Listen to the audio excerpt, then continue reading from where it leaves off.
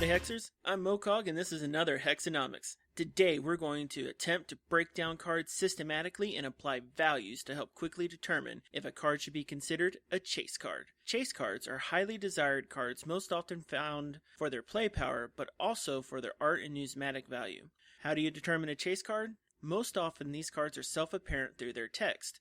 Play power is often easy to spot. Sometimes, though, a chase card is found through synergy and is initially undervalued. Other times, a card is just beautiful when foiled or with its extended art. No player-contrived system is going to be perfect, but we're going to take an initial shot at it. The core concept revolves around base value, which is the constructed PvE power of a card. It's scored using various mechanics from the spoiled cards.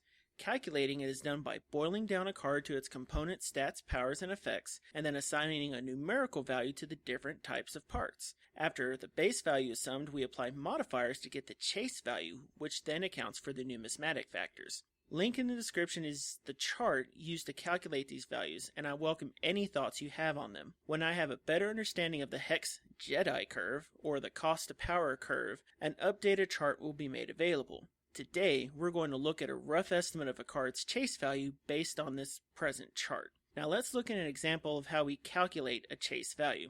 Let's take a look at the Ambershire Instigator. The important information from this card at first glance is that it is a troop, it's under curve, with the Crush and Rage 2 abilities. This gives the card a base value of +1 for the troop, -1 for being 2 points under curve, 1 for Crush, and 2 for Rage 2. This sums to 3. Then we apply the rarity modifier for an uncommon card, which is ×1, and we end up with a chase value of 3. Note, this is nowhere near close to its draft value. On the open market, though, a card's awesomeness in draft no longer matters, but its power constructed in PvE are what matters. So let's take a look at another card, the Cerulean Grand Strategist. The important info on this card is that it is a troop, getting 1, that it's on curve, getting another +1, and it has an Inspire ability that grants effects, which gives it +2. Then we put in its rare modifier of 1.5. When we do the math, we add up all of the abilities, and we get a base value of 4. Then we multiply the multiplier, and we get a final chase value of 6 for it being rare. The method is not difficult.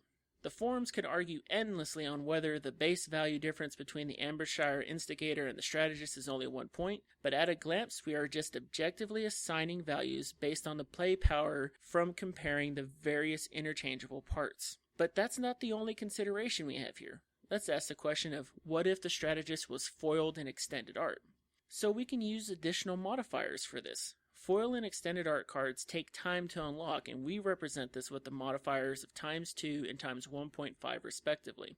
So a foil extended art Cerulean Grand Strategist chase value is 4 × 1.5 for its rare, ×2 for being foil, and ×1.5 for extended art, giving us a total of 18. Now when we compare cards, we can tell that a foil extended art strategist should be worth at least 6 normal Ambershire Instigators. So would you make that trade? Now we may also surmise that in this case that if a normal strategist would be worth 200 platinum on the auction house, a foil extended art could be worth up to 900 in platinum. After looking at several dozen cards, several trends emerged. Most base values range from 1 to 6, with a few cards going a little bit higher. The chase values for the rarities also emerged in stable ranges. 1 to 3 for commons, about 2 to 4 for uncommons, about 3 to 7 for rares, and about 6 to 12 on the scale for legendary cards. You may have also noticed we have not accounted for PvE yet. This is because of the limited knowledge of PvE cards and equipment. The power curve of the gear may be wildly different from the card curve. I do enjoy going out on a limb, but that limb is not ready to hold weight. Some of these values are currently arbitrary as well, and until we know more of the cards and databases are complete, we're not going to be fully sure.